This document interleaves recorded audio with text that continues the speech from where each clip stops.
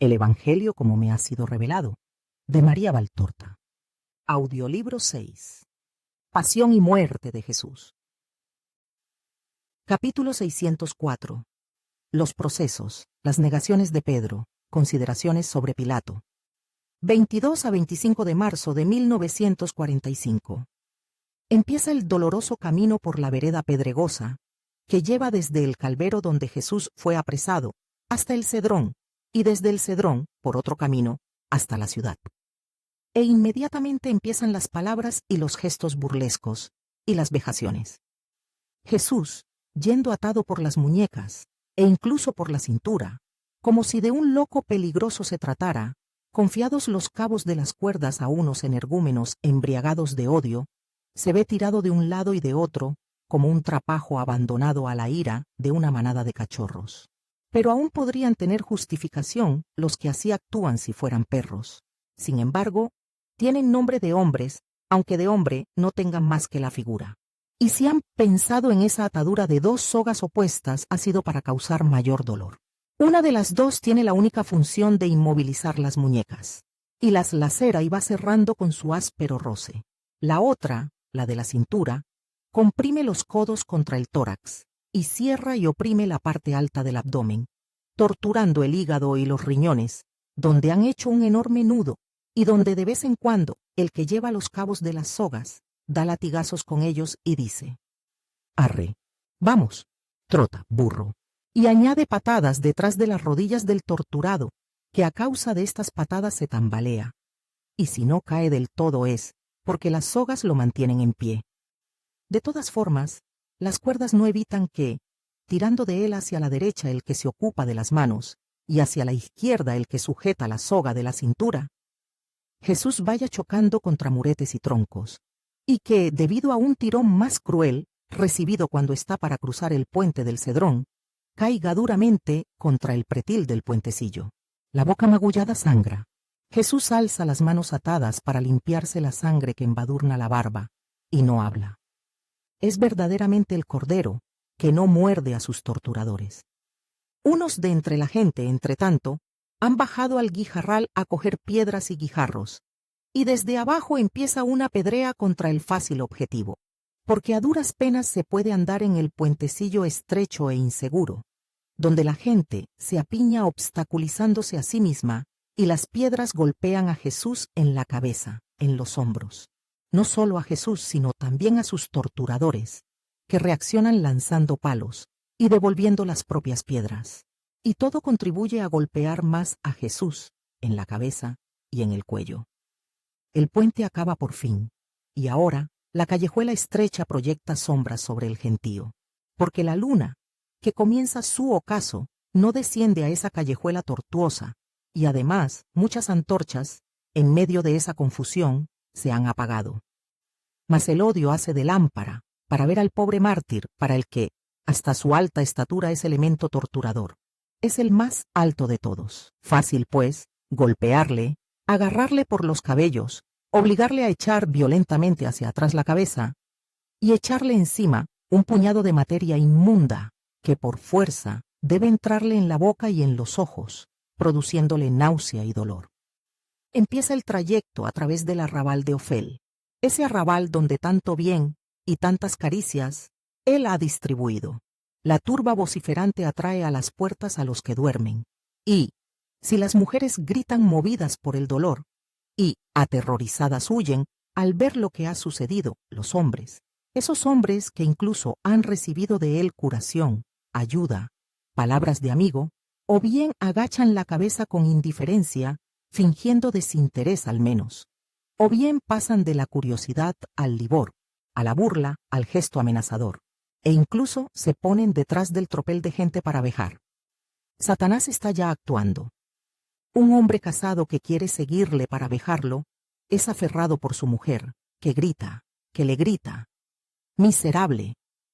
Si estás vivo es por él, inmundo hombre lleno de podredumbre. Recuérdalo». Pero el hombre se impone a la mujer, golpeándola brutalmente y arrojándola al suelo, y luego corre hasta donde el mártir, contra cuya cabeza lanza una piedra.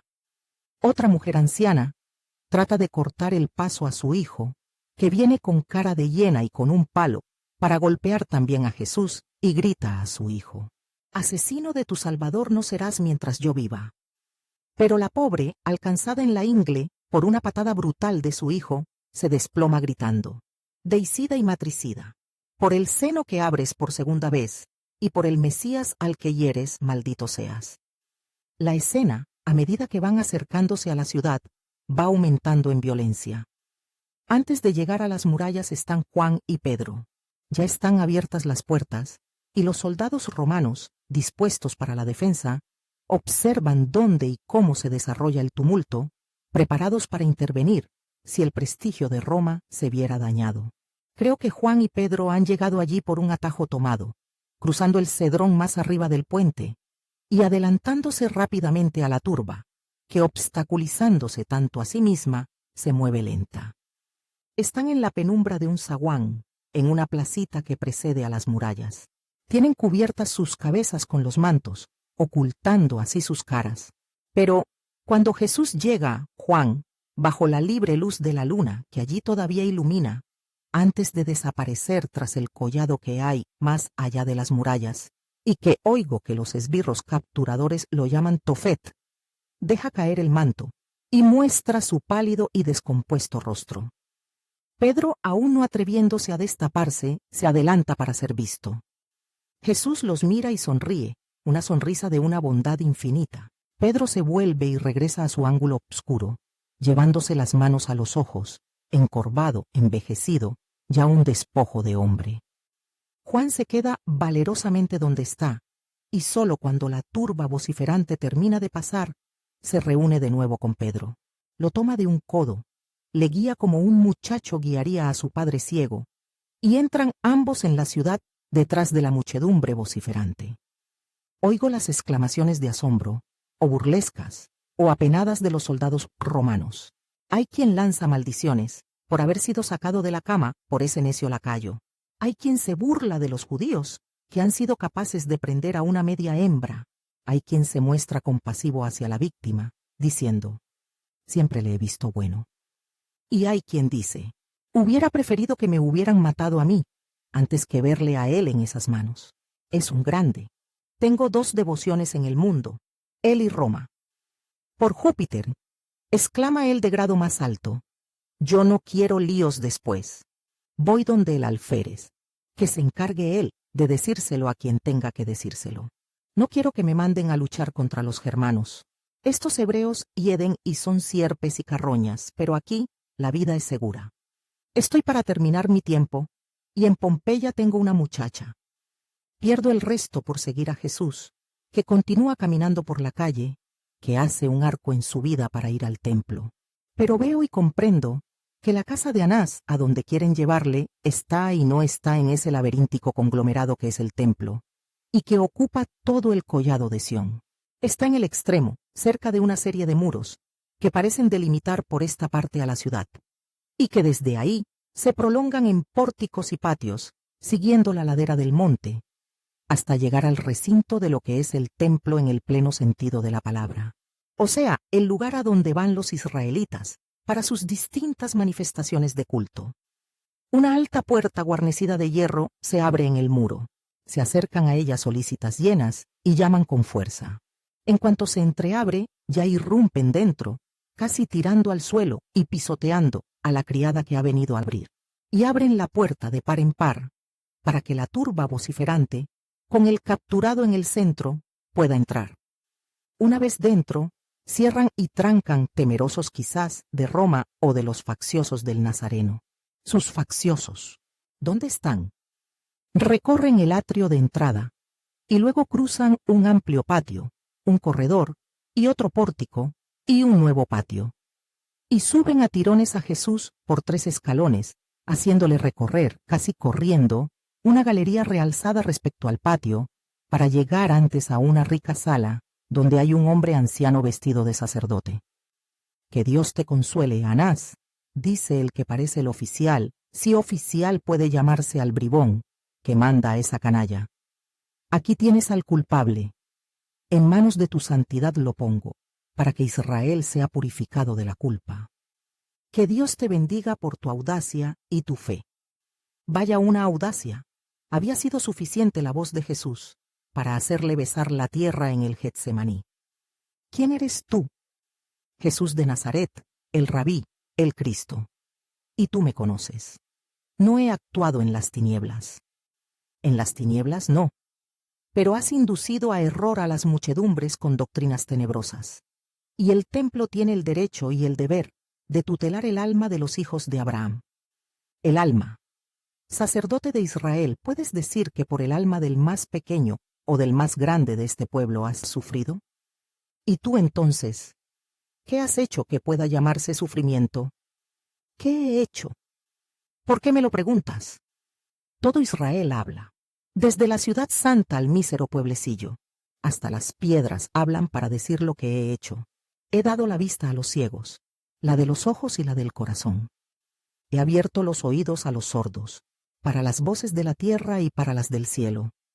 He hecho caminar a los tullidos y a los paralíticos, para que empezaran la marcha hacia Dios desde la carne, y luego siguieran con el espíritu. He limpiado a los leprosos de las lepras, que la ley mosaica señala, y de las que hacen a un hombre leproso ante Dios, o sea, de los pecados. He resucitado a los muertos, y no señalo que sea grande llamar a una carne de nuevo a la vida, sino que digo que grande es redimir a un pecador. Y lo he hecho. He socorrido a los pobres, enseñando a los avarientos y ricos hebreos el precepto santo del amor al prójimo.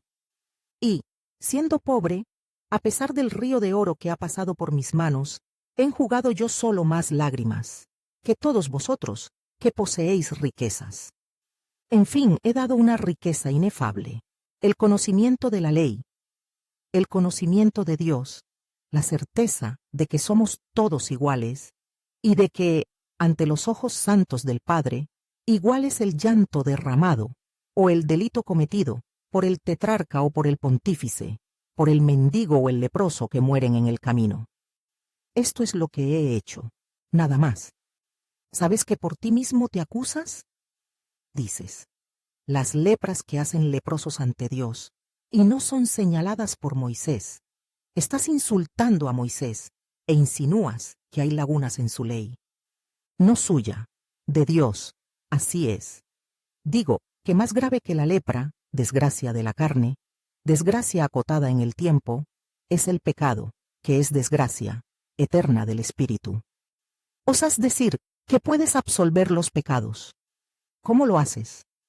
Si con un poco de agua lustral y el sacrificio de un macho cabrío es lícito y creíble cancelar un pecado, expiarlo y quedar limpio de él, ¿cómo no habrá de poder hacerlo mi llanto, mi sangre y mi deseo?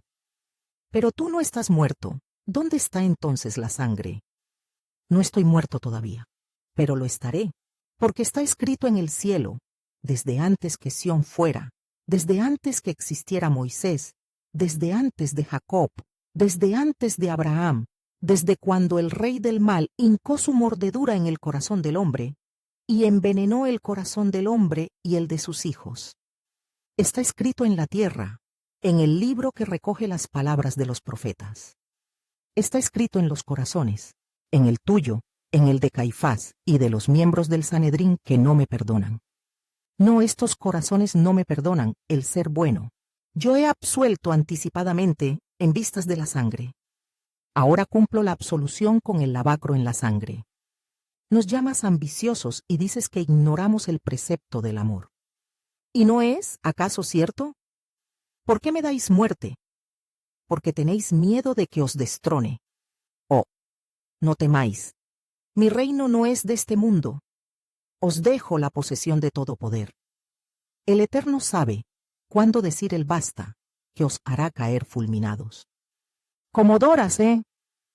Él murió de ira, no por un rayo celeste.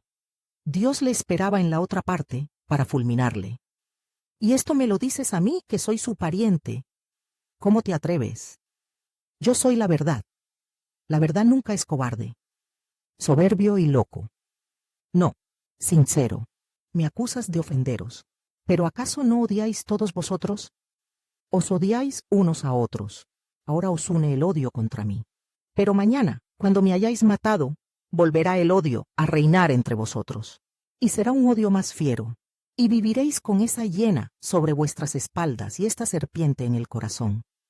Yo he enseñado el amor. Por piedad hacia el mundo. He enseñado a no ser ambiciosos, sino a tener misericordia. ¿De qué me acusas? De haber introducido una doctrina nueva. Oh sacerdote, Israel está poblado de nuevas doctrinas. Los esenios tienen la suya, los sadoquitas la suya, los fariseos la suya. Cada uno tiene su secreta doctrina, que para unos se llama placer, para otros oro, para otros poder. Y cada uno tiene su ídolo, no yo. Yo he tomado de nuevo la ley de mi Padre, del Dios eterno, que había sido pisoteada. Y he vuelto a decir sencillamente las 10 proposiciones del Decálogo, secándome los pulmones para hacerlas entrar en los corazones, que ya no las conocían. Horror, blasfemia. ¿Decirme esto a mí, sacerdote? ¿No tiene un templo Israel? ¿Somos como los castigados de Babilonia? Responde. Eso sois, y más todavía. Hay un templo, sí, un edificio. Dios no está, se ha alejado ante el abominio que hay en su casa. Pero, ¿para qué me interrogas tanto si en realidad mi muerte ya está decidida? No somos asesinos. Matamos sí por una culpa probada, tenemos derecho a hacerlo. Pero yo quiero salvarte. Respóndeme y te salvaré. ¿Dónde están tus discípulos? Si me los entregas te dejaré libre. El nombre de todos y más los ocultos que los conocidos. Di. Nicodemo es tuyo. ¿Es tuyo José? ¿Y Gamaliel? ¿Y Eleazar? Y, bueno, de este lo sé. No es necesario. Habla, habla. Sabes que puedo darte muerte y salvarte. Soy poderoso. Eres fango. Dejo al fango el oficio de espía.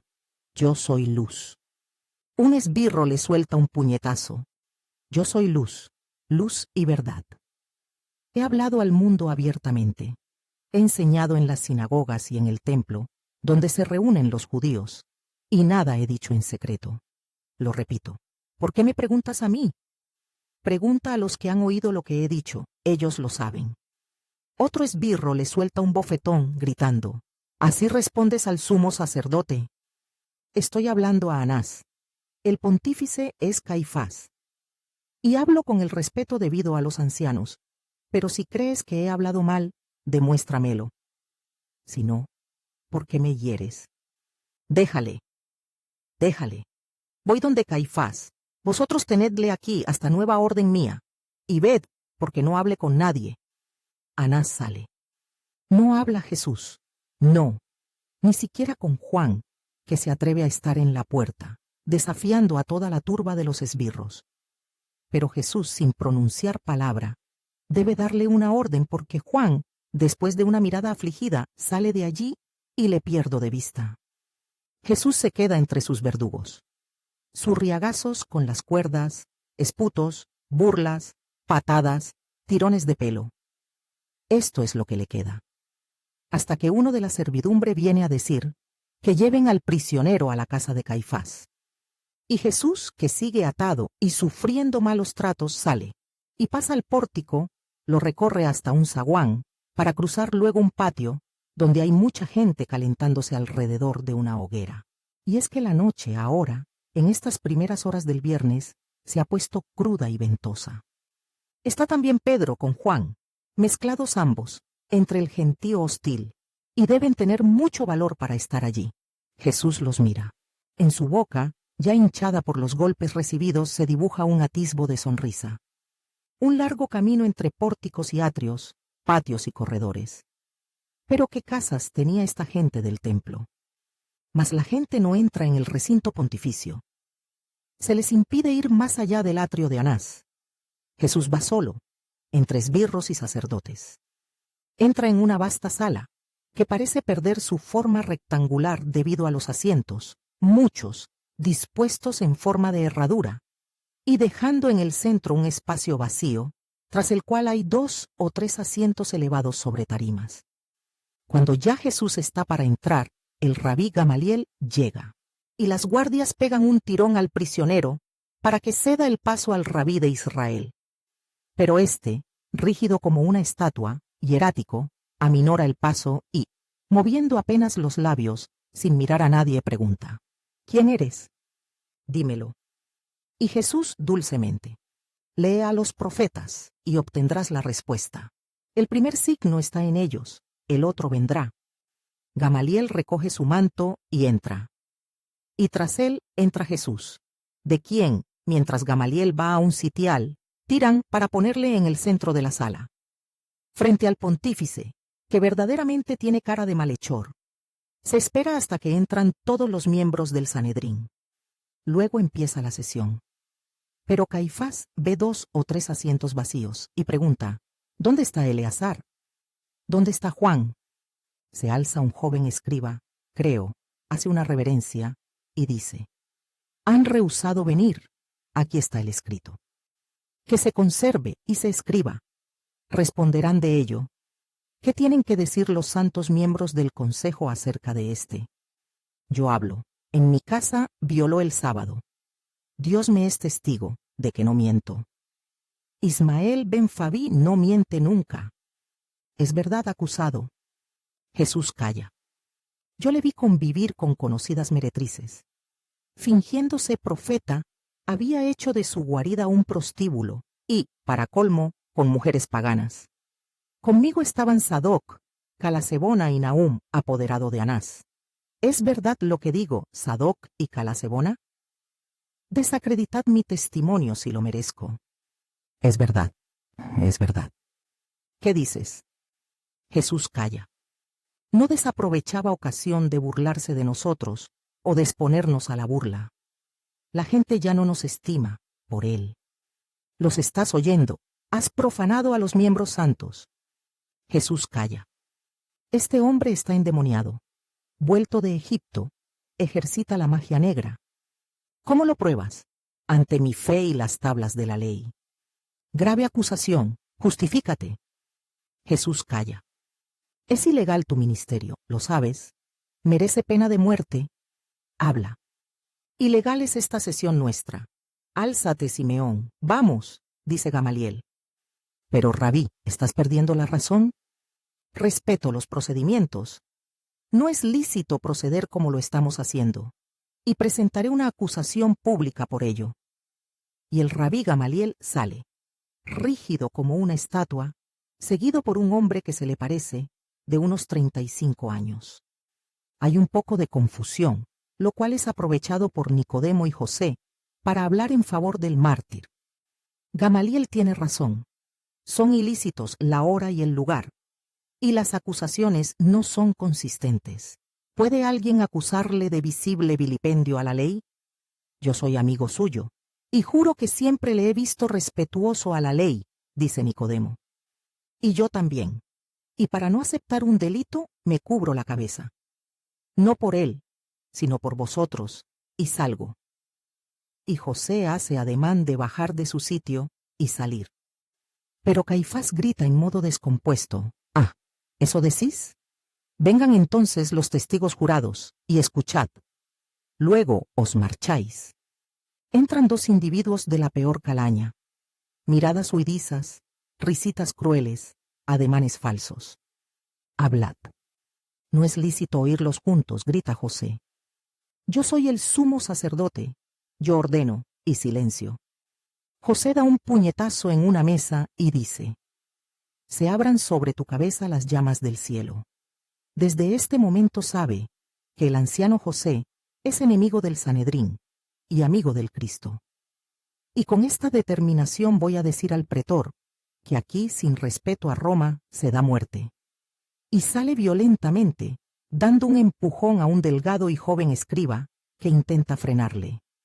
Nicodemo, más morigerado, sale sin decir nada más, y al salir pasa por delante de Jesús y le mira. Nueva agitación. Se teme a Roma. Y la víctima expiatoria sigue siendo Jesús. Por ti todo esto, ¿lo ves? Tú, corruptor de los mejores judíos, los has pervertido. Jesús calla. «Que hablen los testigos», grita Caifás. Sí, este usaba él, Lo sabíamos. ¿Cómo se llama esa cosa? Quizás el tetragrama. Eso es. Tú lo has dicho. Invocaba a los muertos. Enseñaba la rebelión contra el sábado y la profanación del altar. Lo juramos. Decía que quería destruir el templo para reedificarlo en 3 días con la ayuda de los demonios. No, él decía que no sería fabricado por el hombre. Caifás baja de su sitial y se acerca a Jesús. Pequeño, obeso, feo, parece un enorme sapo al lado de una flor. Porque Jesús, a pesar de estar herido, magullado, sucio y despeinado, aparece todavía muy hermoso y majestuoso. ¿No respondes? ¿Qué acusaciones contra ti? Horrendas. Habla para descargarte de su ignominia. Pero Jesús calla. Le mira y calla. Respóndeme a mí, entonces. Soy tu pontífice. En nombre del Dios vivo te conjuro. Dime, ¿eres tú el Cristo, el Hijo de Dios? Tú lo has dicho, lo soy. Y veréis al Hijo del Hombre, sentado a la derecha del poder de Dios, venir sobre las nubes del cielo. Pero, además, ¿por qué me interrogas? He hablado en público durante 3 años. Nada he dicho ocultamente. Pregunta a los que me han oído. Ellos te dirán lo que he dicho y lo que he hecho. Uno de los soldados que le tienen sujeto le golpea en la boca, haciéndola sangrar de nuevo, y grita: «Así respondes, Satanás, al sumo pontífice». Y Jesús mansamente responde a este como al de antes: «Si he hablado bien, ¿por qué me hieres? Si mal, ¿por qué no me dices dónde hierro?» Repito, yo soy el Cristo, Hijo de Dios, no puedo mentir. El sumo sacerdote, el eterno sacerdote, soy yo. Y solo yo llevo el verdadero racional en que está escrito, doctrina y verdad. Y a estas soy fiel hasta la muerte, ignominiosa a los ojos del mundo, santa a los ojos de Dios. Y hasta la bienaventurada resurrección. Yo soy el ungido, pontífice y rey, yo soy. Y estoy para tomar mi cetro y con él, como con aventador, limpiar la era.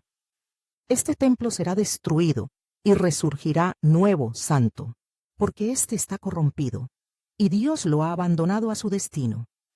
Blasfemo, gritan todos en coro. En 3 días lo construirás, loco, poseído. No este, sino el mío es el que resurgirá. El templo del Dios verdadero, vivo, santo, 3 veces santo. Anatema, gritan de nuevo en coro. Caifás alza su voz ronca y se desgarra las vestiduras de lino, con gestos de estudiado horror, y dice: ¿qué otra cosa hemos de oír de los testigos? La blasfemia está ya dicha. ¿Qué hacemos entonces? Y todos en coro: sea reo de muerte.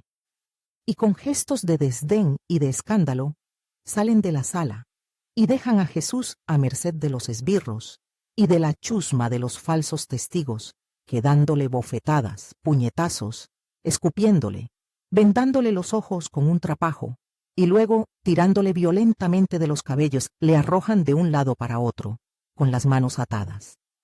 De manera que choca contra mesas, sitiales y paredes. Y le preguntan: ¿quién te ha pegado? Adivina.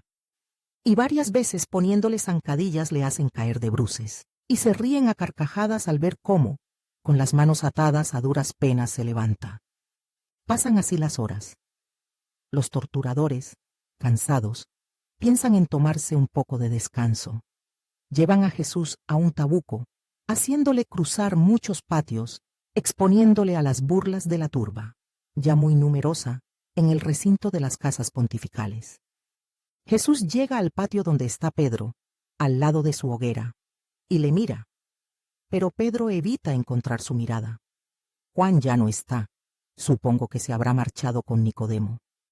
El alba avanza fatigosamente, Glauca. Una orden ha sido dada: llevar de nuevo al prisionero a la sala del consejo, para un proceso más legal. Es el momento en que Pedro niega por 3ª vez que conoce al Cristo, cuando él pasa, ya marcado por los padecimientos. Con la luz verdosa del alba, los moratones parecen aún más atroces en el rostro térreo, los ojos más hundidos y vítreos. Un Jesús empañado por el dolor del mundo. Un gallo lanza al aire del alba, apenas móvil, su grito burlón, sarcástico, pícaro.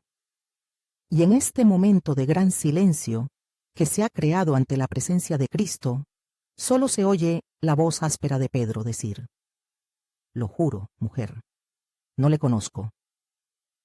Afirmación seca, segura, a la cual, como una carcajada burlona, responde enseguida el rivaldo canto del gallito. Pedro reacciona, se vuelve para huir y se encuentra a Jesús de frente, mirándole con infinita piedad, con un dolor tan intenso y sentido que me parte el corazón. Como si después de eso yo hubiera de ver disolverse para siempre a mi Jesús. Pedro experimenta un conato de llanto, sale tambaleándose como si estuviera borracho, huye detrás de dos domésticos que también salen. Se pierde cuesta abajo, por la calle todavía semioscura. Llevan otra vez a Jesús a la sala. Le repiten en coro la pregunta capciosa: «En nombre del Dios verdadero, dinos, ¿eres el Cristo?». Y, habiendo recibido la respuesta de antes, le condenan a muerte. Y dan la orden de conducirle ante Pilatos. Jesús, escoltado por todos sus enemigos, menos Anás y Caifás, sale, pasando de nuevo por esos patios del templo, donde tantas veces había hablado, favorecido y curado. Franquea el cinturón almenado, entra en las calles de la ciudad y, más arrastrado que conducido, baja hacia esta, ahora rojiza, por un primer anuncio de la aurora. Creo que, con la única finalidad de alargarle el tormento, le hacen recorrer un largo trayecto superfluo por Jerusalén. Pasando arteramente por las barracas del mercado, por delante de las caballerizas y de posadas colmadas de gente por la Pascua. Y tanto las verduras de desecho de los puestos como los excrementos de los animales de las cuadras se transforman en proyectiles para el inocente, cuyo rostro presenta cada vez más mayores moraduras, pequeñas magulladuras sanguinolentas, y aparece velado por distintas inmundicias en él esparcidas.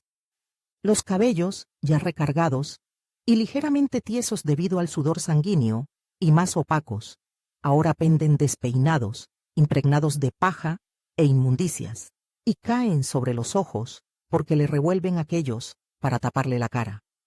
La gente que está en las barracas, compradores y vendedores, abandonan todo para seguir, no con amor precisamente, al desdichado. Los estableros y los criados de las posadas salen en masa, sordos a las voces de las amas, las cuales, como casi todas las otras mujeres, la verdad es que se muestran, si no totalmente contrarias a estas ofensas, sí al menos indiferentes a esta agitación. Y se retiran echando pestes porque las dejan solas, y tienen mucha gente a la que atender. La turba vociferante se engrosa así, a cada minuto que pasa, y parece como si por una repentina epidemia los corazones y las fisonomías cambiaran su naturaleza, aquellos transformándose en corazones de malhechores, estas en máscaras de crueldad, en caras verdes de odio o rojas de ira. Las manos son ahora garras, las bocas adquieren forma y aullido de lobo, los ojos se hacen torvos, rojos, torcidos, como los de los locos. Solo Jesús sigue igual, aunque cubierto de inmundicias esparcidas por su cuerpo alterado, por moratones y tumefacciones. Al llegar a un tramo abovedado, que estrecha la calle como un anillo, mientras todo se tapona y se hace más lento, un grito corta el aire. Jesús. Es Elías, el pastor, que trata de abrirse paso enarbolando y haciendo girar un grueso palo. Viejo, robusto, con aire amenazador, fuerte, logra llegar casi donde el maestro. Pero la muchedumbre, desbaratada por el inesperado asalto, aprieta sus filas y aparta, rechaza, vence a este hombre solo contra toda la turba. «Maestro», grita, mientras el remolino de la muchedumbre lo absorbe y rechaza. «Vete, mi madre, te bendigo». Y la turba rebasa el estrechamiento. Ahora, como agua que hallara respiro, después de una esclusa, se vuelca en tumulto, por un amplio paseo elevado respecto a una depresión del terreno, situada entre dos lomas, en cuyos límites pueden verse espléndidos palacios de señores de alta alcurnia. vuelvo a ver el templo en lo alto de su monte, y comprendo que la vuelta ociosa que han hecho dar al condenado, para exponerle al escarnio de toda la ciudad y permitir a todos insultarle, habiendo aumentado a cada paso, los que participaban en estos insultos, está para concluirse, volviendo así otra vez a los lugares de antes. De un palacio sale al galope un caballero. La gualdrapa purpúrea sobre la blancura del caballo árabe y la solemnidad de su aspecto, la espada blandida desnuda, descargada de plano y filo sobre espaldas y cabezas que ya sangran, le hacen parecer un arcángel. Cuando un caracol, una empinadura del caballo que corbetea, haciendo de los cascos un arma de defensa para sí mismo y para su amo, y el más eficaz de los instrumentos de apertura, para abrirse paso entre la multitud, provoca la caída del velo de púrpura y oro que cubría su cabeza, y que estaba sujeto por una cinta de color de oro, entonces reconozco a Manahem. Atrás, grita: ¿Cómo os permitís turbar el descanso del tetrarca?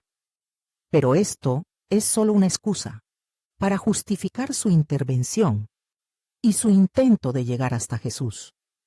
Este hombre, dejádmelo ver. Apartaos, o llamo a la guardia. La gente, tanto por la lluvia de mandobles, como por las patadas del caballo y por la amenaza del caballero, abre paso. Manahem puede, así, llegar al grupo de Jesús y de los miembros de la guardia del templo que le tienen sujeto. Fuera. El tetrarca es más que vosotros, sucios siervos. Atrás. Quiero hablar con él. Y lo obtiene, cargando con su espada contra el más encarnizado de sus apresadores. Maestro. Gracias. Pero vete. Y que Dios te conforte. Y como puede, con las manos atadas Jesús hace un gesto de bendición. La muchedumbre silba desde lejos, y en cuanto ve que Manahem se retira, de haber sido arredrada, se venga con una lluvia de piedras y porquerías contra el condenado. Por el paseo en subida, ya calentado por el sol, se va hacia la Torre Antonia, cuya mole ya aparece lejos. Un grito agudo de mujer: «Oh mi Salvador, mi vida por la tuya, oh eterno, hiende el aire». Jesús vuelve la cabeza y ve, en la alta terraza florida que corona una casa muy bonita, a Juana de Cusa, tendiendo los brazos al cielo, entre miembros de la servidumbre, hombres y mujeres, con los pequeños María y Matías al lado de ella. Pero el cielo hoy no escucha oraciones. Jesús alza las manos y traza un gesto de adiós y bendición. Muerte, muerte al blasfemo, al corruptor, al Satanás.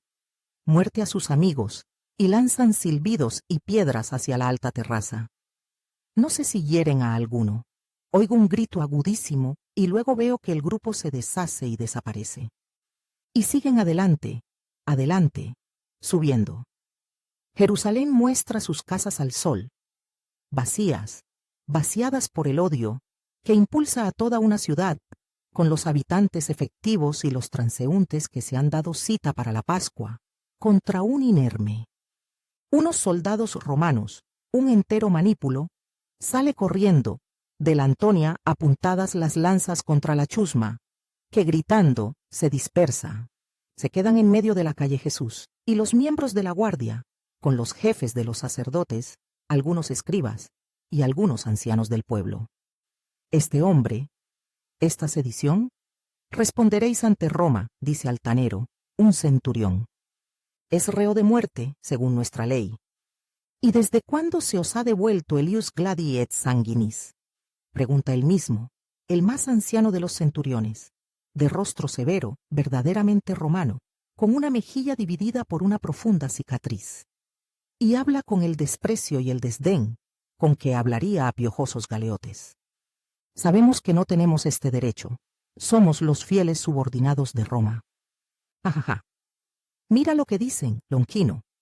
Fieles, subordinados. Carroña. Las flechas de mis arqueros os daría como premio. Demasiado noble una muerte así. Las espaldas de los mulos requieren el flagrum y no otra cosa, responde con irónica flema Lonquino. Los jefes de los sacerdotes, escribas y ancianos espuman veneno. Pero, Como quieren obtener su objetivo, callan. Tragan la ofensa sin dar muestras de haberla entendido, e inclinándose ante los dos jefes, piden que Jesús sea llevado a la presencia de Poncio Pilato, para que juzgue y condene con la bien conocida y honesta justicia de Roma. Ja, ja, mira lo que dicen. Ahora somos más sabios que Minerva. Aquí. Venga. Ir por delante. Nunca se sabe. Sois unos chacales, y además hediondos. Teneros detrás es un peligro. Venga. No podemos. ¿Por qué? Cuando uno acusa, debe estar delante del juez con el acusado. Esta es la regla de Roma. La casa de un pagano es impura ante nuestros ojos, y ya estamos purificados para la Pascua. Oh, pobrecitos, si entran se contaminan. Y matar al único hebreo que es hombre, y no un chacal y un reptil como vosotros, no os contamina. Bien, de acuerdo, quedaos ahí. Si dais un paso adelante os veréis clavados en las lanzas. Una de curia en torno al acusado, las otras contra esta chusma hedionda de pico mal lavado. Jesús entra en el pretorio en medio de los 10 asteros, que forman un cuadrado de alabardas en torno a su persona. Los 2 centuriones van delante, mientras Jesús espera en un vasto atrio, tras el cual hay un patio visible en parte a través de una cortina que el viento agita. Ellos desaparecen tras una puerta. Vuelven con el gobernador, que viene vestido con una toga blanquísima, sobre la cual trae un manto de color escarlata. Quizás vestían así cuando representaban oficialmente a Roma. Entra indolentemente, con una sonrisita escéptica en su cara afeitada. Tritura entre sus manos hojas de hierba luisa y las huele con voluptuosidad. Va a un cuadrante solar, lo mira, se vuelve, echa unos granos de incienso en un brasero que está colocado a los pies de un numen. Manda que le traigan agua de sidra y hace gárgaras con ella. Se contempla el peinado, hecho todo de ondas, en un espejo de metal tercísimo. Parece como si se hubiera olvidado del condenado, que espera su aprobación para ser ejecutado. Haría airarse hasta a las mismas piedras. Los hebreos, dado que el atrio está por el frente todo abierto y elevado sobre 3 altos escalones respecto del vestíbulo, el cual, a su vez, respecto a la calle a la que da, está ya de por sí elevado sobre otros 3 escalones. Ven todo perfectamente, y hierven por dentro, pero no osan rebelarse por miedo a las lanzas y a las jabalinas. Por fin, después de haber ido y venido por el amplio lugar, Pilatos va hacia Jesús. Le mira y pregunta a los 2 centuriones, ¿este? Que vengan sus acusadores, y va a sentarse en la silla que está encima de la tarima. Las enseñas de Roma, sobre su cabeza, se entrecruzan con las águilas doradas y la poderosa sigla. No pueden venir, se contaminan. ¡Hala! Mejor, nos ahorraremos ríos de esencias para quitar el olor a cabra. Que se acerquen al menos, aquí abajo, y cuidad de que no entren, dado que no quieren hacerlo. Puede ser un pretexto este hombre, para una sedición. Un soldado sale para llevar la orden del procurador romano. Los demás forman delante del atrio a iguales distancias unos de otros, hermosos como 9 estatuas de héroes. Se acercan los jefes de los sacerdotes, escribas y ancianos. Saludan con serviles reverencias y se detienen en la placita que está delante del pretorio, delante de los 3 escalones del vestíbulo. Hablad y sed concisos. Ya tenéis culpa por haber turbado la noche y haber obtenido la apertura de las puertas con violencia. Pero verificaré estas cosas y mandantes y mandatarios responderán de la desobediencia al decreto. Pilato ha ido hacia ellos, aunque se ha quedado en el vestíbulo. Venimos a someter a Roma, a cuyo divino emperador tú representas, nuestro juicio sobre éste. ¿Qué acusación traéis contra él? Me parece un hombre inocuo. Si no fuera un malhechor, no te lo habríamos traído, y con el afán de acusar dan unos pasos hacia adelante. Arredrad a esta plebe. 6 pasos más allá de los 3 escalones de la plaza. Las 2 centurias, a las armas. Los soldados obedecen rápidamente, alineándose 100 sobre el escalón externo más alto. Vueltas las espaldas al vestíbulo, y 100 en la placita a la que da el portal de entrada de la morada de Pilato.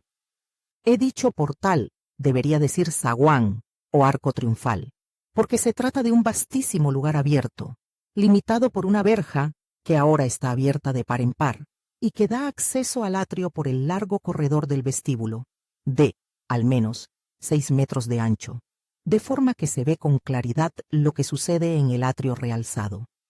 Al pie del amplio vestíbulo, se ven las caras bestiales de los judíos mirando, amenazadoras y satánicas, hacia el interior. Mirando desde el otro lado de la barrera armada que, codo con codo, como para una revista, presenta 200 puntas a los conejos asesinos. Repito, ¿qué acusación traéis contra éste? Ha cometido delito contra la ley de los padres. ¿Y venís a darme la lata a mí por esto? Lleváosle vosotros y juzgadle según vuestras leyes. Nosotros no podemos ajusticiar a nadie. No somos doctos. El derecho hebreo es un niño deficiente respecto al perfecto derecho de Roma. Como ignorantes y como sujetos a Roma maestra tenemos necesidad. ¿Desde cuándo sois miel y mantequilla? De todas formas, vosotros, maestros del embuste, habéis dicho una verdad. Tenéis necesidad de Roma. Sí, para deshaceros de este que os molesta. Entiendo. Y Pilato se ríe mientras mira al cielo sereno, encuadrado como una lámina rectangular de turquesa obscura, entre las marmóreas y cándidas paredes del atrio. Decidme, ¿en qué ha cometido delito contra vuestras leyes? Hemos visto que éste introducía el desorden en nuestra nación e impedía pagar el tributo a César, presentándose como el Cristo, rey de los judíos. Pilato vuelve a acercarse a Jesús, que está en el centro del atrio. Tan clara se ve su mansedumbre que los soldados le han dejado allí, atado, pero sin custodia. Y le pregunta, ¿eres tú el rey de los judíos? ¿Lo preguntas por ti o por insinuación de otros? ¿Y qué me importa a mí de tu reino? ¿Soy yo acaso judío? Tu nación y los jefes de ella te han entregado a mí para que juzgue. ¿Qué has hecho? Sé que eres leal. Habla. ¿Es verdad que aspiras a reinar? Mi reino no viene de este mundo. Si fuera un reino del mundo, mis ministros y soldados habrían luchado para impedir que cayera en manos de los judíos.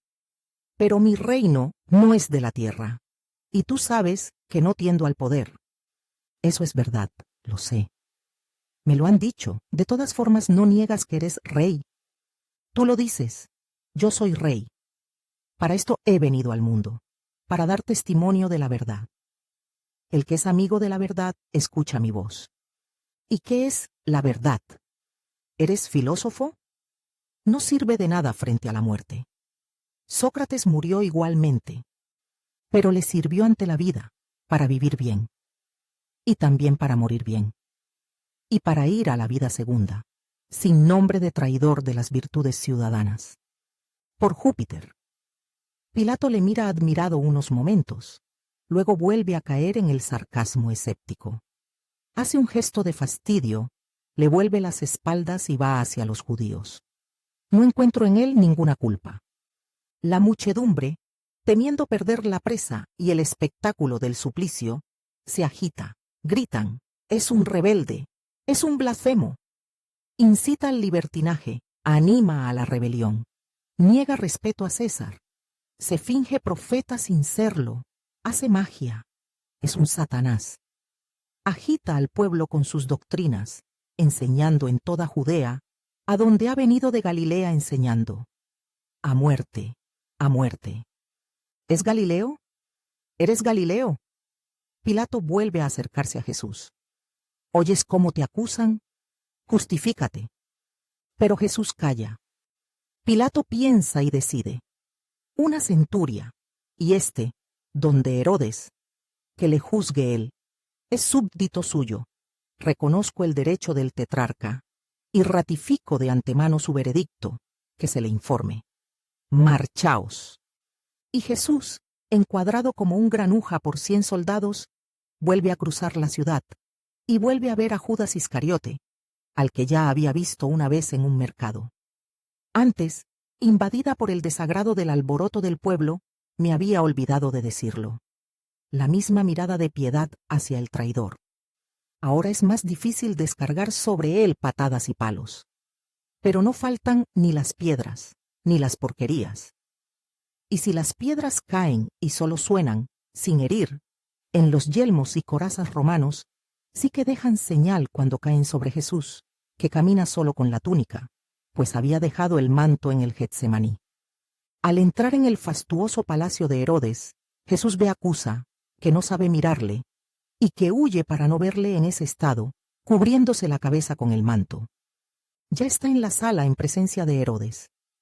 Y detrás de Jesús, escoltado hasta el tetrarca, solo por el centurión y 4 soldados, ya entran como acusadores embusteros los fariseos escribas, que aquí se sienten a sus anchas.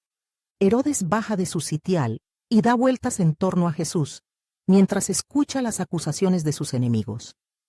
Sonríe, hace burla, luego finge una piedad y un respeto que no turban al mártir, como tampoco le han turbado las burlas. Eres grande, lo sé.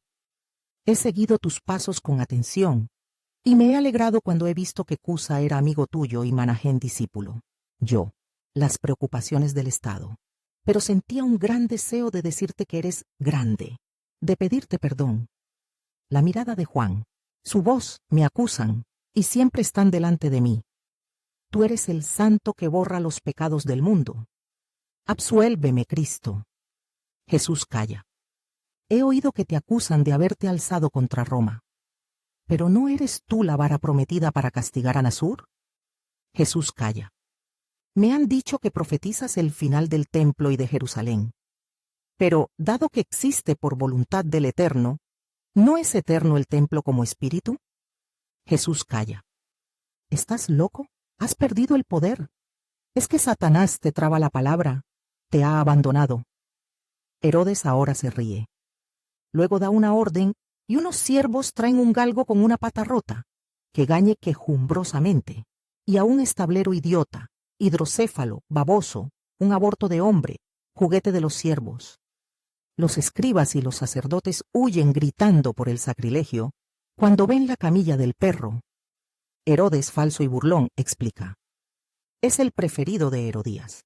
Regalo de Roma. Ayer se rompió una pata y ella llora. Ordena que se cure. Hace el milagro. Jesús le mira severamente y calla. ¿Te he ofendido? Entonces a este, es un hombre, aunque en poco supere a un animal salvaje. Dale la inteligencia, tu inteligencia del Padre. ¿No dices eso? Y se ríe ofensivo. Otra mirada, más severa, de Jesús. Y silencio. Este hombre está demasiado abstinente, y ahora está aturdido por los desprecios. Vino y mujeres, aquí. Y desatadlo. Le desatan y, mientras gran número de servidores traen ánforas y copas, entran bailarinas. Tapadas con nada. Una franja multicolor de lino ciñe, como único vestido, desde la cintura a los muslos, sus gráciles cuerpos. Nada más. Broncíneas. Son africanas, livianas como gacelas jovencitas, comienzan una danza silenciosa y lasciva. Jesús rechaza las copas y cierra los ojos. Calla. La corte de Herodes, ante este desdén suyo, ríe. Toma la que quieras, vive. Aprende a vivir, insinúa Herodes. Jesús parece una estatua. Con los brazos cruzados, los ojos bien cerrados, no reacciona. Ni siquiera cuando las impúdicas bailarinas le pasan rozando, con sus cuerpos desnudos. Basta. Te he tratado como a Dios, y no has actuado como Dios. Te he tratado como hombre, y no has actuado como hombre. Estás loco. Una túnica blanca. Ponédsela, para que Poncio Pilato sepa que el tetrarca ha juzgado loco a su súbdito. Centurión. Dirás al procónsul que Herodes le presenta humildemente sus respetos y venera a Roma. Marchaos. Y Jesús, atado de nuevo, sale, con una túnica de lino que le llega hasta la rodilla encima de la túnica roja de lana. Y vuelven donde Pilato.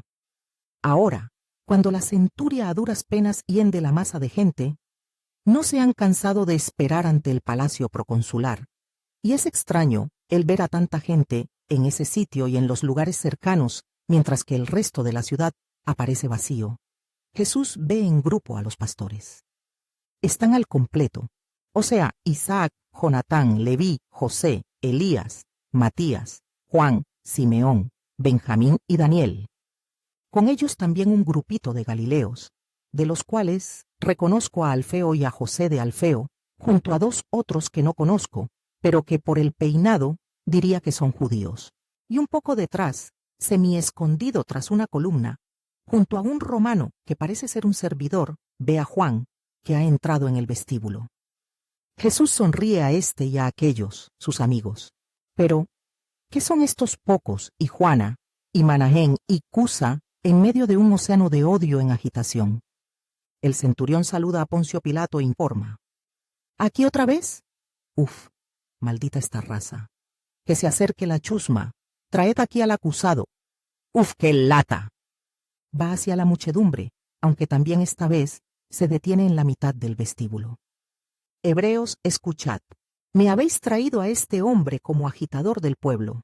Delante de vosotros le he examinado, y no he hallado en él ninguno de los delitos de que le acusáis. Herodes no ha encontrado más que yo, y nos le ha devuelto. No merece la muerte. Roma ha hablado. De todas formas, por no contrariaros privándos de la recreación, os daré a cambio a Barrabás, y a él mandaré que le den 40 azotes, así basta. No, no, no a Barrabás, no a Barrabás, a Jesús la muerte. Y una muerte horrenda, libera a Barrabás y condena al Nazareno. Pero oíd, he dicho fustigación, ¿no es suficiente? Entonces mandaré que le flagelen. ¿Sabéis que es atroz? Puede morir por ello. ¡Qué mal ha hecho! No encuentro ninguna culpa en él, así que le liberaré. Crucifica. Crucifica. A muerte. Eres un protector de los malhechores. Pagano. Tú también, otro Satanás. La muchedumbre se acerca hasta el pie del vestíbulo, y la primera formación de soldados, no pudiendo usar las lanzas, ondea por el choque. Pero la segunda fila, bajando un peldaño, blande las lanzas y libera a los compañeros. Que sea flagelado, ordena Pilato a un centurión. ¿Cuánto? Lo que te parezca. Total, esta es una cuestión concluida, y yo ya estoy aburrido. Venga, ve. 4 soldados llevan a Jesús al patio que está después del atrio. En él, enteramente enlosado con mármoles de color, en su centro hay una alta columna, semejante a las del pórtico. A unos 3 metros del suelo, la columna tiene un brazo de hierro que sobresale al menos 1 metro y que termina en una argolla. A esta columna, tras haberle hecho desvestirse, de forma que ha quedado únicamente con un pequeño calzón de lino y las sandalias, atan a Jesús, con las manos unidas por encima de la cabeza. Levantan las manos, atadas por las muñecas, hasta la argolla. De forma que él, a pesar de ser alto, no apoya en el suelo más que la punta de los pies. Y también esta postura debe ser un tormento. He leído no sé dónde, que la columna era baja y que Jesús estaba encorvado. ¿Será eso? Yo lo veo así y así lo digo. Detrás de él se coloca uno de cara de verdugo, y neto perfil hebreo. Delante, otro, con la misma cara. Están armados con el flagelo de 7 tiras de cuero, unidas a un mango y acabadas en un martillito de plomo. Rítmicamente, como si estuvieran haciendo un ejercicio, se ponen a dar golpes.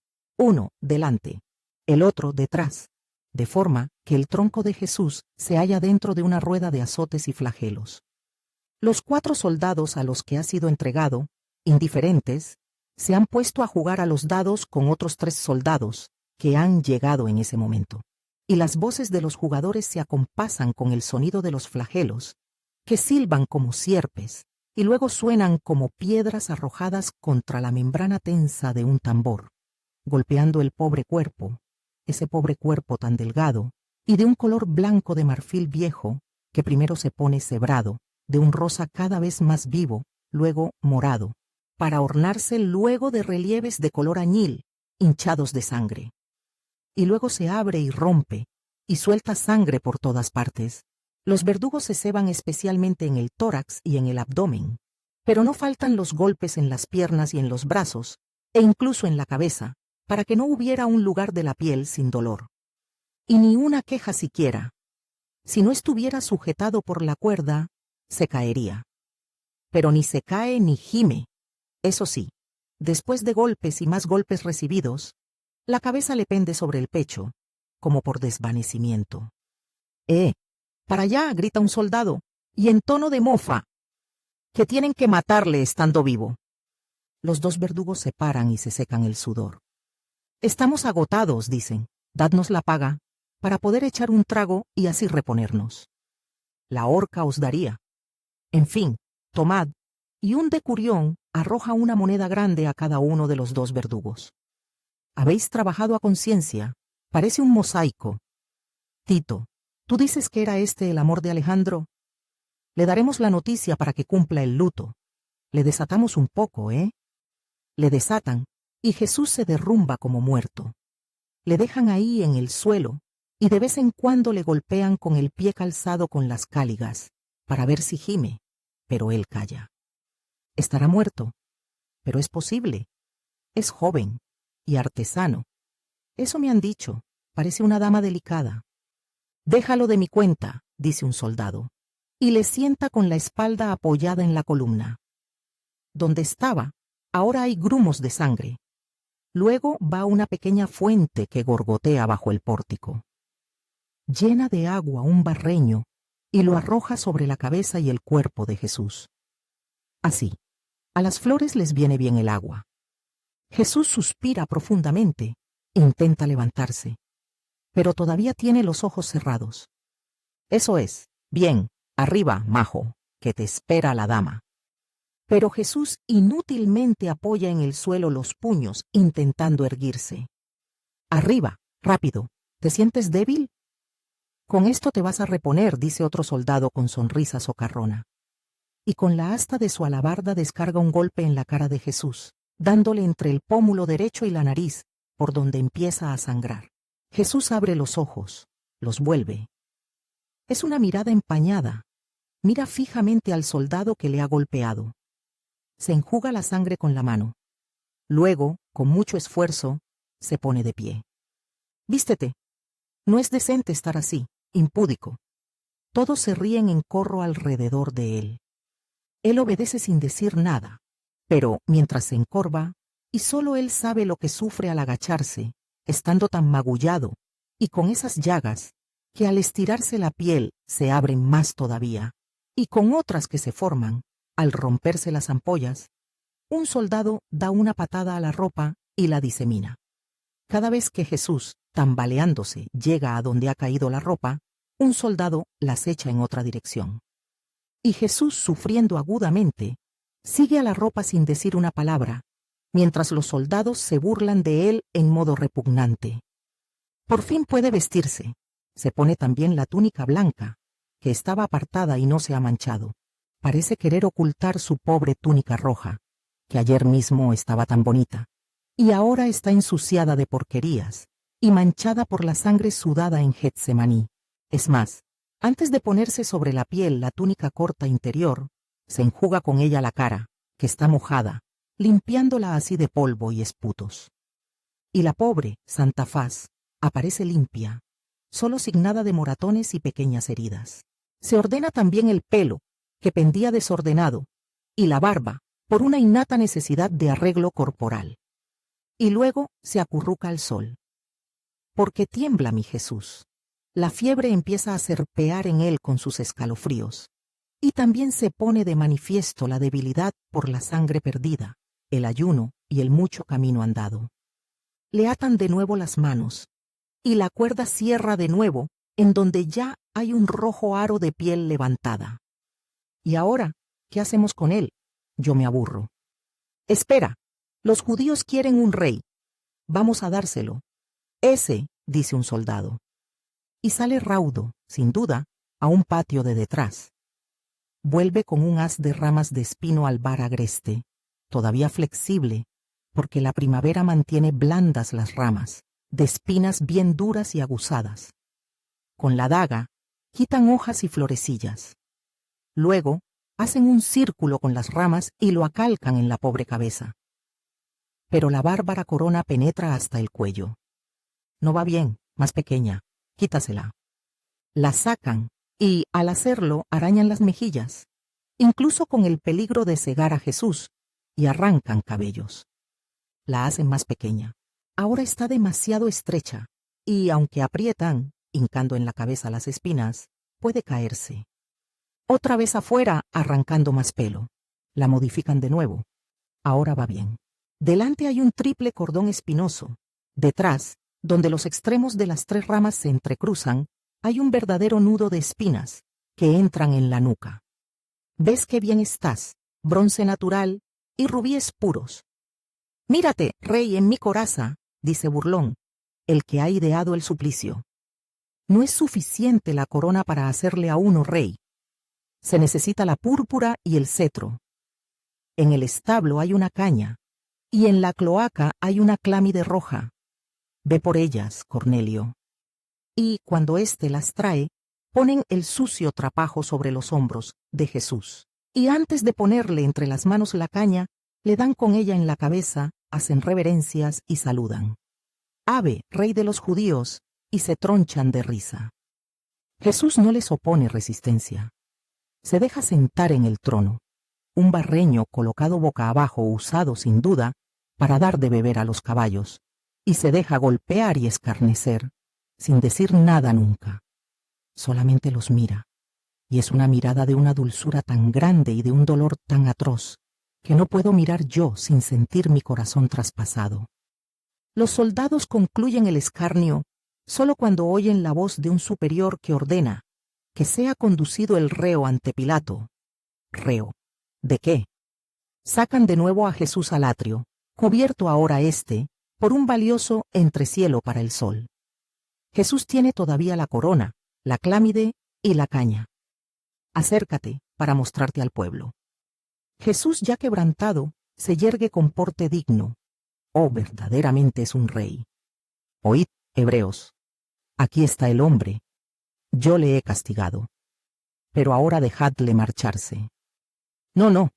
Queremos verle. Que salga. Queremos ver al blasfemo.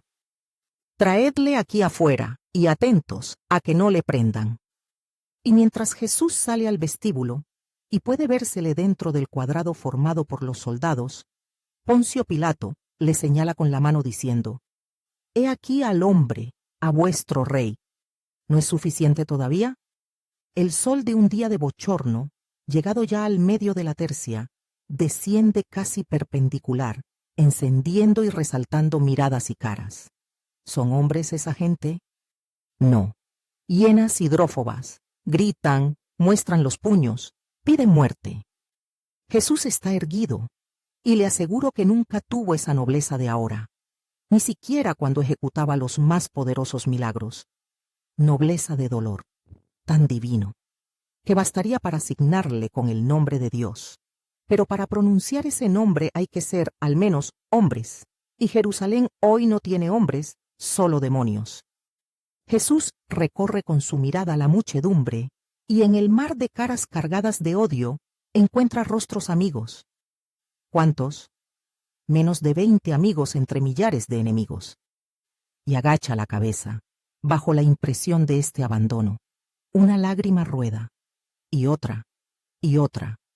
El ver su llanto no genera piedad, antes bien, un odio aún más sañudo. De nuevo le llevan al atrio. Entonces, dejadle marcharse, es justicia. No. A muerte. Crucifica. Os doy a Barrabás. No, al Cristo. Pues entonces pase a vuestras manos, y crucificadle vosotros, porque yo no encuentro en él delito alguno para hacerlo. Se ha llamado Hijo de Dios. Nuestra ley establece la muerte, para el reo de una blasfemia como esa. Pilato está ahora pensativo. Vuelve a entrar. Se sienta en su pequeño trono. Pone, mientras escruta a Jesús, una mano en la frente y el codo encima de la rodilla. Acércate, dice. Jesús va hasta el pie de la tarima. ¿Es verdad? Responde. Jesús calla. ¿De dónde vienes? ¿Quién es Dios? Es el todo. Bueno, ¿y qué quiere decir el todo? ¿Qué es el todo para uno que muere? Estás desquiciado. Dios no existe. Yo existo. Jesús guarda silencio. Ha dejado caer la gran palabra, y ahora de nuevo se viste de silencio. Poncio. La libertad de Claudia Prócula pide permiso para entrar. Tiene un escrito para ti. Domine. Y ahora además, las mujeres. Que pase. Entra una romana. Se arrodilla mientras entrega una tablilla encerada. Debe ser la tablilla en que Prócula ruega a su marido que no condene a Jesús. La mujer se retira caminando hacia atrás mientras Pilato lee. Se me aconseja evitar el homicidio contra ti. ¿Es verdad que eres más que un arúspice? Me causas miedo. Jesús guarda silencio. Pero no sabes que tengo poder para liberarte o para crucificarte. No tendrías ningún poder si no se te diera de arriba. Por eso, el que me ha entregado a ti es más culpable que tú. ¿Quién es? ¿Tu Dios? Tengo miedo. Jesús calla. Pilato está en ascuas. Quisiera y no quisiera. Teme el castigo de Dios, teme el de Roma, teme las venganzas judías. El miedo a Dios vence un momento. Va al extremo frontal del atrio y dice con voz potente: no es culpable. Si dices eso eres enemigo de César. Quien se hace rey es su enemigo. Lo que quieres es liberar al Nazareno. Ya nos encargaremos de que lo sepa César. Se apodera de Pilato el miedo al hombre.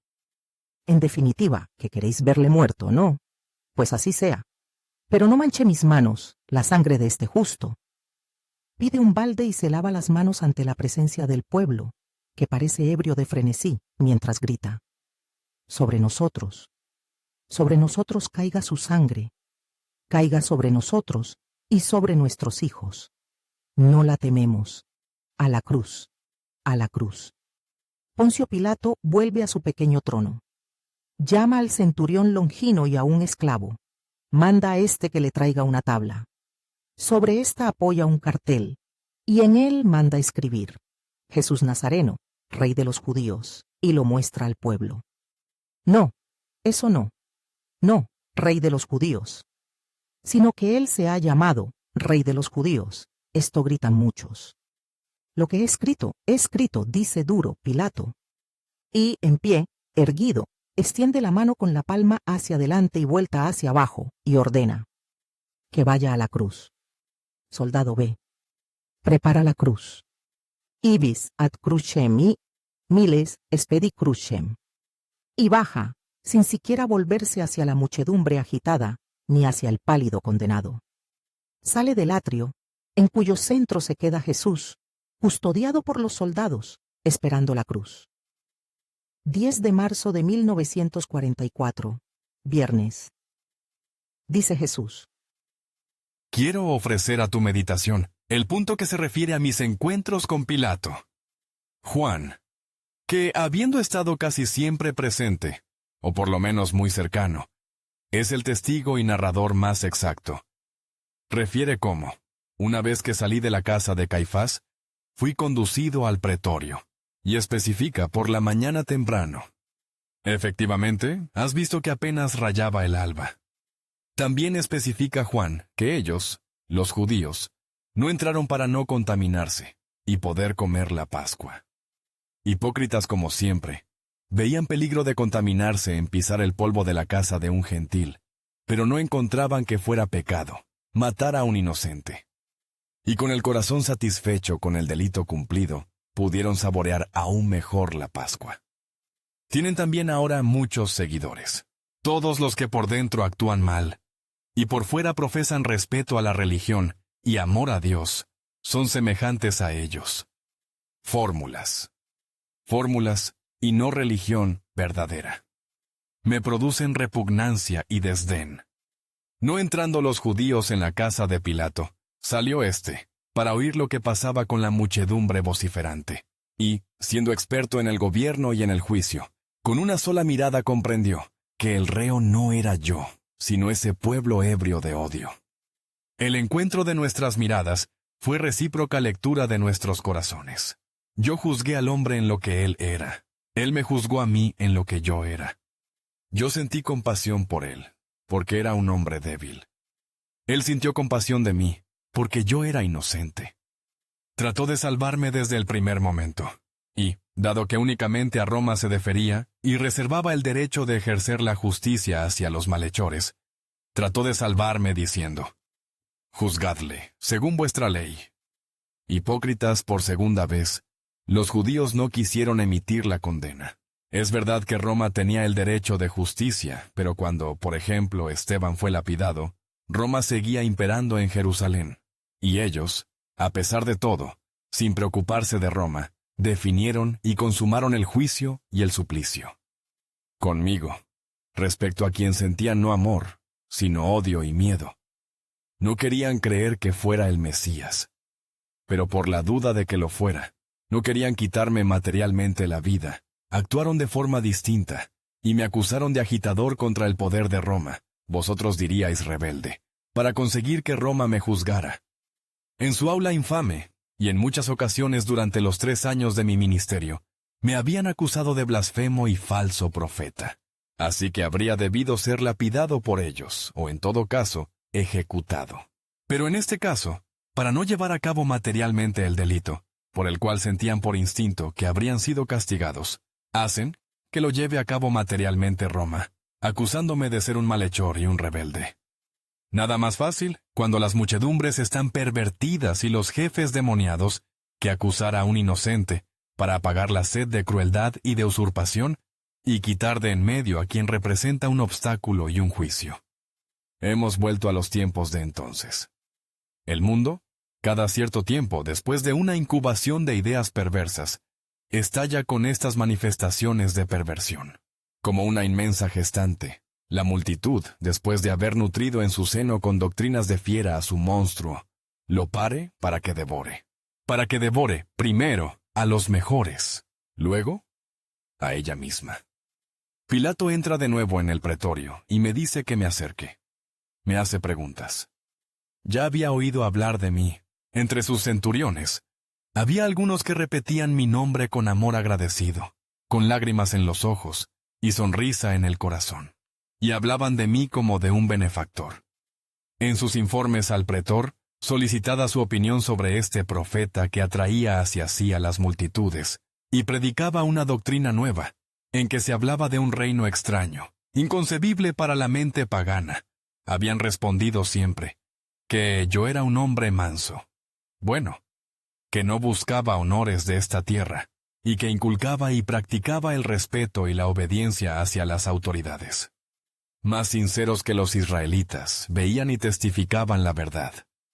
El domingo anterior, él, atraído por el clamor de la muchedumbre, se había asomado a la calle y había visto pasar, montado en una jumenta, a un hombre desarmado, un hombre que iba bendiciendo, rodeado de niños y mujeres.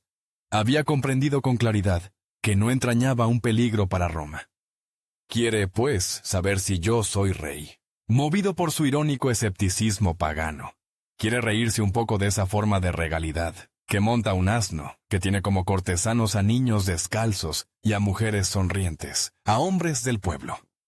De esta forma de regalidad, que desde hace 3 años predica el desapego por las riquezas y el poder, y que no habla de otras conquistas, sino de las del espíritu y alma. ¿Qué es el alma para un pagano? Ni siquiera sus dioses tienen un alma. Podrá tenerla el hombre. Ahora también este rey sin corona, sin palacio, sin corte, sin soldados, le repite que su reino no es de este mundo. Tan verdadero es eso, que ningún ministro se levanta en defensa de su rey. Ningún soldado interviene para arrancarlo de las manos de sus enemigos. Pilato, sentado en su sitial, me escudriña porque para él soy un enigma. Si hubiera liberado su alma de las preocupaciones humanas, de la soberbia del cargo, del error del paganismo, habría comprendido enseguida quién era yo. Mas ¿cómo podrá la luz penetrar en donde demasiadas cosas ocluyen las aperturas para que entre? Siempre ha sido así, hijos. También ahora. ¿Cómo pueden entrar Dios y su luz en un lugar donde no hay espacio para ellos? y las puertas y ventanas están trancadas y defendidas por la soberbia, la humanidad, el vicio, la usura, y por muchos, muchos guardianes al servicio de Satanás contra Dios? Pilato no puede entender qué reino es, este reino mío. Y no pide, y esto es doloroso, que yo se lo explique. Ante mi invitación a que conozca la verdad, él, el indomable pagano, responde: ¿qué es la verdad? Permitiendo que se zanje la cuestión, encogiéndose de hombros. Oh hijos, hijos míos, oh mis Pilatos de ahora, también vosotros, como Poncio Pilato, dejáis que se zanjen las cuestiones más vitales, encogiéndoos de hombros. Os parecen cosas inútiles, superadas. ¿Qué es la verdad? ¿Dinero? No. ¿Mujeres? No. ¿Poder? No. ¿Salud física? No. ¿Gloria humana? No. Entonces, mejor olvidarse. No merece la pena correr tras una quimera. Dinero. Mujeres, poder, buena salud, comodidades, honores. Estas son cosas concretas, útiles, cosas apetecibles y que merece la pena alcanzar, cueste lo que cueste. Razonáis así. Y peor que Esaú, trocáis los bienes eternos por un alimento de baja calidad, que perjudica a vuestra salud física y os daña en orden a la salud eterna. ¿Por qué no persistís en preguntar? ¿Qué es la verdad? Ella, la verdad, solo pide darse a conocer para instruiros sobre sí. Está frente a vosotros como frente a Pilato, y os mira con ojos de amor suplicante, implorándoos. Pregúntame, te instruiré. ¿Ves cómo miro a Pilato? Igual os miro a todos vosotros, y si tengo mirada de sereno amor para el que me ama y solicita mis palabras, tengo miradas de amor doliente para aquel que no me ama, no me busca, no me escucha. Pero amor, en todo caso amor, porque el amor es mi naturaleza. Pilato me deja donde estoy, y no sigue interrogándome. Va a los malvados, que se hacen oír más, y se imponen con su violencia.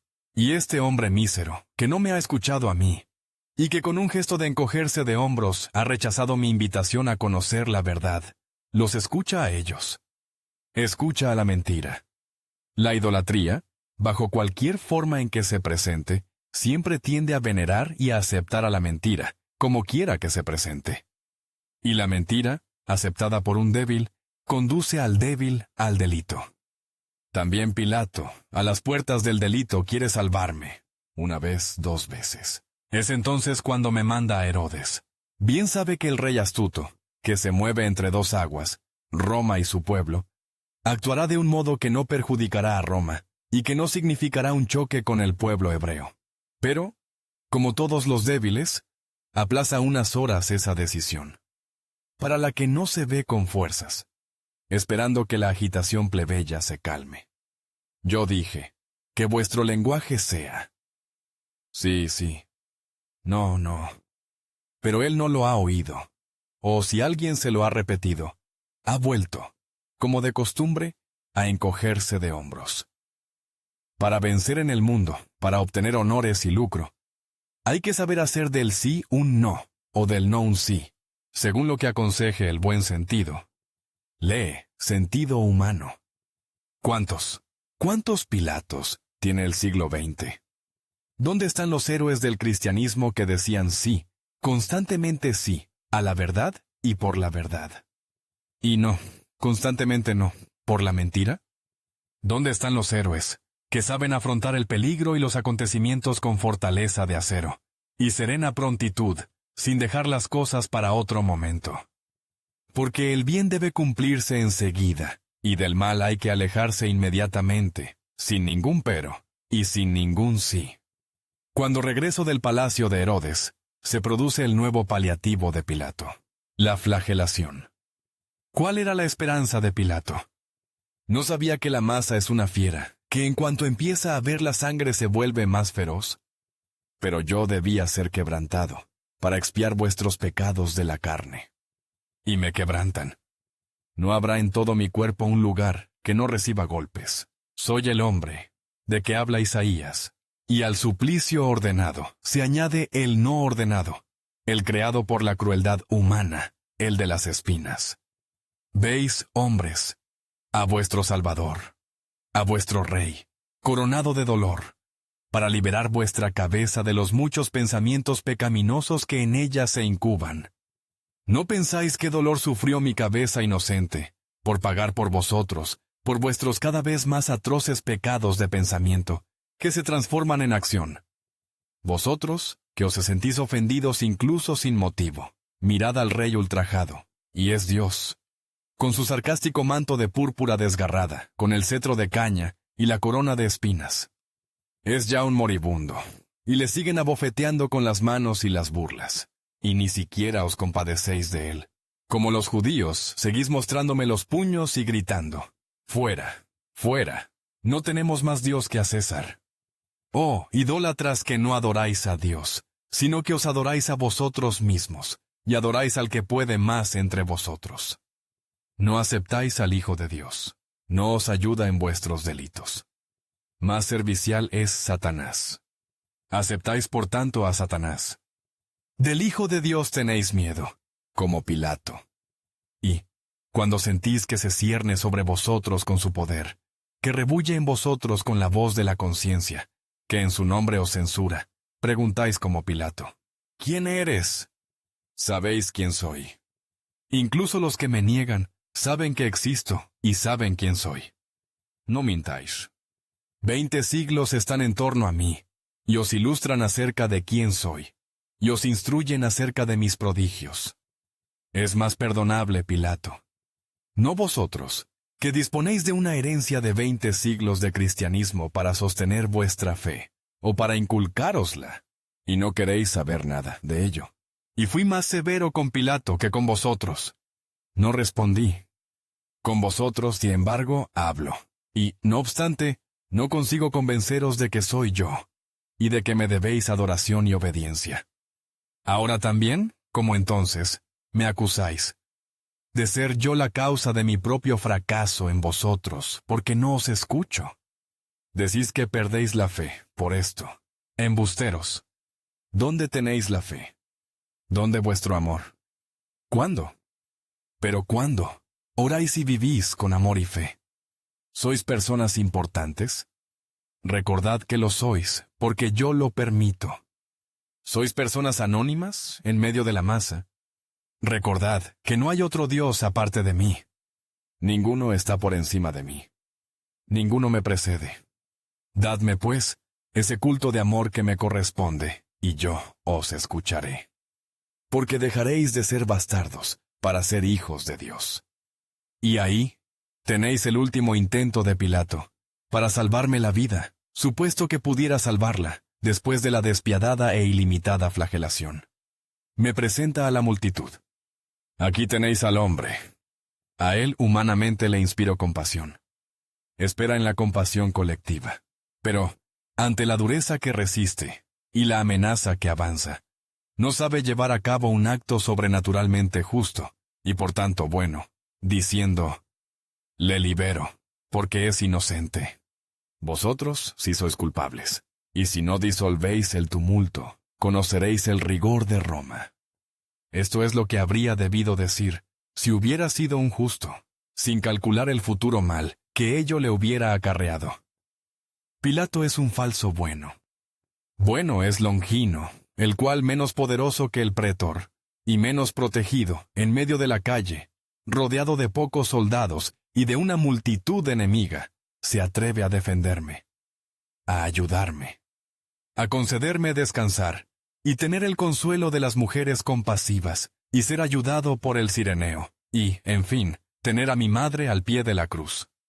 Longino fue un héroe de la justicia, y vino a ser por esto un héroe de Cristo. Sabed, hombres que os preocupáis solo de vuestro bien material, que, incluso respecto a éste, vuestro Dios interviene, cuando os ve fieles a la justicia, que es emanación de Dios. Yo premio siempre a quien actúa con rectitud.